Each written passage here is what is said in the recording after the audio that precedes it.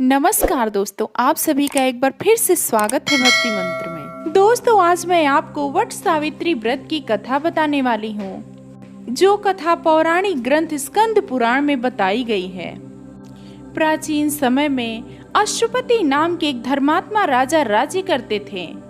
उनकी कोई संतान नहीं थी। संतान प्राप्ति के लिए उन्होंने यज्ञ करवाया और फल स्वरूप उनको कन्या रत्न की प्राप्ति हुई।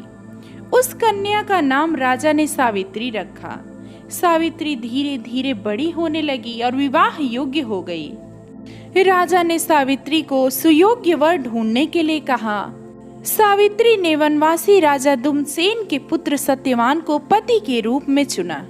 लेकिन जब नारद जी ने यह बताया कि सत्यवान अल्पायु है, तो राजा बहुत ही चिंतित हो गए।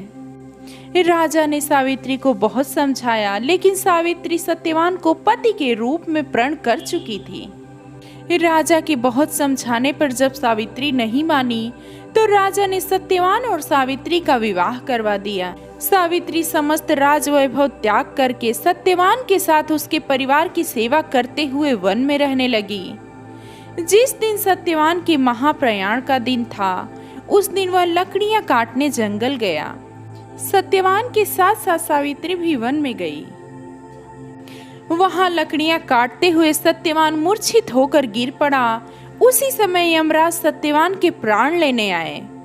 3 दिन के उपवास में रह रही सावित्री उस घड़ी को जानती थी, अतः वह बिना विकल हुए उन्होंने यमराज से सत्यवान के प्राण न लेने की प्रार्थना की। लेकिन यमराज नहीं माने। तब सावित्री उनके पीछे पीछे ही चलने लगी। बहुत बार मना करने पर जब वह नहीं मानी, तो सावित्री के साहस और त्याग से यमराज प्रसन्न हुए और उन्हें कोई 3 वरदान मांगने को कहा। सावित्री ने सत्यवान के दृष्टिहीन माता पिता के नेत्रों की ज्योति मांगी, उनका छीना हुआ राज्य मांगी और अपने लिए 100 पुत्रों का वरदान मांगा। तथास्तु कहने के बाद यमराज समझ गए कि सावित्री के पति को अब साथ ले जाना संभव नहीं होगा। इसलिए उन्होंने सावित्री को अखंड सौभाग्य का आशीर्वाद दिया और सत्यवान को छोड़कर वहां से अंतर ध्यान हो गए। उस समय सावित्री अपने पति को लेकर वट वृक्ष के नीचे ही बैठी थी। इसलिए इस दिन महिलाएं अपने परिवार और जीवन साथी की दीर्घायु की कामना करते हुए वट सावित्री की पूजा करती हैं, उस पर धागा लपेटती हैं, उसको भोग चढ़ाती हैं। दोस्तों, मैं उम्मीद करती हूँ ये कहानी आपको जरूर पसंद आई होगी। आप अपने विचार कमेंट में जरूर बताएं। ऐसे ही धार्मिक जानकारियों के लिए जुड़े रहिए मेरे साथ। मिलते हैं कुछ और नई जानकारी के साथ।